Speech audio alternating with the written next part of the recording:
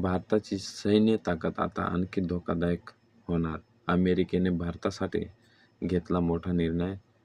तर अमेरिकेने भारतासाठी अपाचे हेलिकॉप्टर आणि M777 तोफांसाठी तब्बल $428 मिलियन संरक्षण सहाय्य पॅकेजला मंजुरी दिलेली आहे.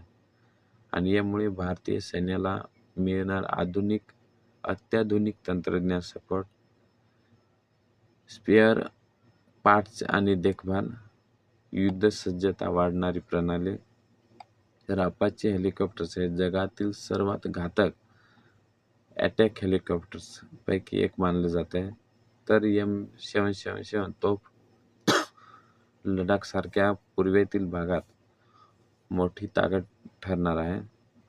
विशेषतः निर्णय चीन आणि पाकिस्तानसाठी मोठा संदेश मानला जातोय.